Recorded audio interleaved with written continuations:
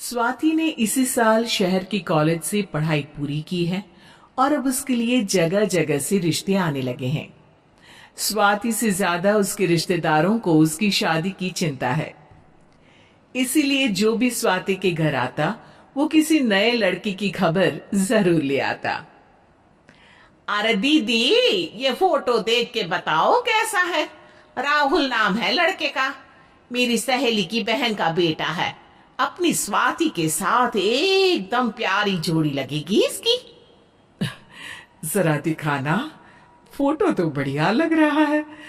कोई गलत आदत वादत तो नहीं है ना इसे? और कमाता कितना है?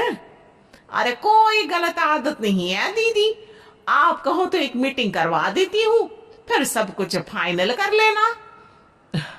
हाँ हाँ, ये सही कह रही हो तुम। संडे को स्वाति के पापा भी घर पे ही रहेंगे। बुआ फिर वहां से चली जाती है और रात को स्वाति की माँ उससे कहती है, स्वाति बेटा, आज कमला बुआ ने एक लड़के की फोटो दिखाई है। संडे को वो लोग मिलने आ रहे हैं, तैयार हो ना तुम बेटा? अरे मम्मी, आप कहाँ कमला बुआ के चक्कर में आ जाती हो? अभी इतनी जल्दी कोई शादी वादी नहीं करनी है मुझे। अरे बेटा, अच्छा लड़का है, बुआ जानती है उसे अच्छे से। हाँ स्वाति बेटा, एक बार मिल तो लो, बाद में देखेंगे आगे क्या करना है। वैसे तो कमला रिश्ता लाई है तो मना करने का तो कोई सवाल ही नहीं उठता। संडे की सुबह होती है और कमला बुआ राहुल और उसके मम्मी पापा को लेकर स्वाति के घर आती है। अरे आइए आइए भाभी, इसे अपना ही घर समझिए। इनसे मिलिए, ये मेरे भैया और ये मेरी भाभी हैं। नमस्ते भाभी जी, ये है हमारा लड़का राहुल, सरकारी नौकरी की तैयारी कर रहा है ये। वैसे आपकी बेटी कहाँ है? अरे स्वाति बेटा, बाहर आ जाओ। वैसे कितनी पढ़ाई की है स्वाति ने? जी, पोस्ट ग्रेजुएट है हमारी बेटी साइंस में। ये सब तो ठीक है, पर घर संभालना जानती है या नहीं? हमें कौन सी इससे नौकरी करवानी है? नौकरी तो मेरा बेटा करेगा ही। पर मैंने इतनी पढ़ाई की है और आप चाहती हैं कि मैं घर पर ही बैठी रहूं? अरे स्वाति बेटा, ये बड़ों की बात में तुम कहाँ बोल पड़ी? हम सब देख लेंगे क्या करना है क्या नहीं। हम तो इसी बात में विश्वास करते हैं कि घर के लड़कियां घर में ही रहे तो ज्यादा अच्छा रहता है। वरना भाई साहब, आप तो आजकल के हाल जानते ही हैं, कितनी घटनाएं होने लगी हैं औरतों के खिलाफ। स्वाति बेटा, रसोई का काम तो पूरा जानती हो ना? शादी के बाद तुम्हें ही संभालना है वो सब। अरे बहुत अच्छा खाना बनाती है ये, आप सब लोग इसकी तारीफ करते नहीं थकेंगे। लो भाई, हो गई मीटिंग, अब शादी की तारीख फाइनल कर लेते हैं, क्यों भैया? भाई, हम तो पंडित जी से चर्चा करने के बाद ही तारीख फाइनल करेंगे। सालों से हम उनकी बातें मानते हुए आ रहे हैं। लड़के वाले और कमला बुआ की बातें सुनकर स्वाति एकदम नाराज हो जाती है और उसे लगने लगता है कि शादी के बाद उसे घर पर ही बैठना पड़ेगा। लेकिन घर वालों के आगे उसकी एक नहीं चलती और उसे शादी के लिए हाँ कहना पड़ता है।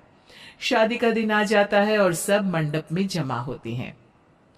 अब फेरों का समय हो गया है, अब कन्या अपने वर से 7 वचन मांगेगी।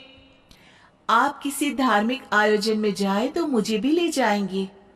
आप मेरे माता पिता का भी बराबरी से सम्मान करेंगे, हमेशा मेरा साथ निभाएंगे। आपको दोनों परिवार की जिम्मेदारियां बखूबी निभानी होगी। हर जरूरी बात में मेरी भी राय लेंगे। आप सभी गलत आदतों से दूर रहेंगे।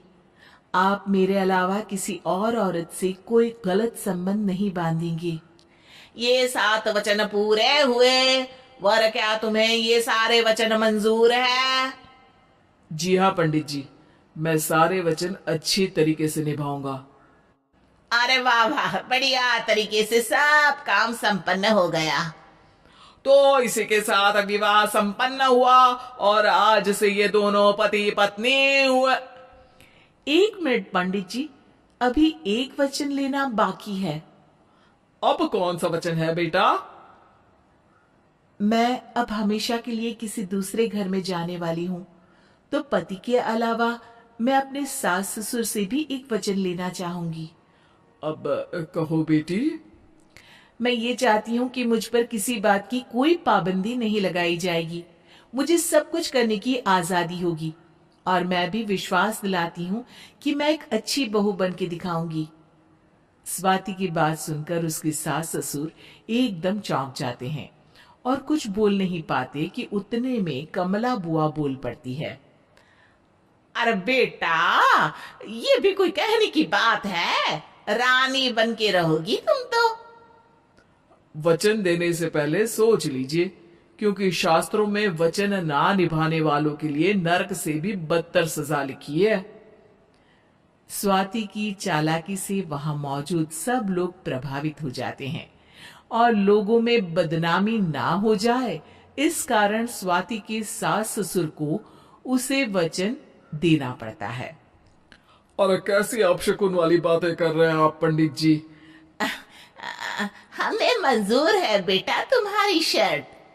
स्वाति अपनी समझदारी से अपनी बात अपने ससुराल वालों से मनवा लेती है और खुशी खुशी राहुल से शादी कर लेती है। अब से हर शादी में मैं खुद 8 वचन दिलवाऊंगा। ओम मंगलम मंगलम मंगलम।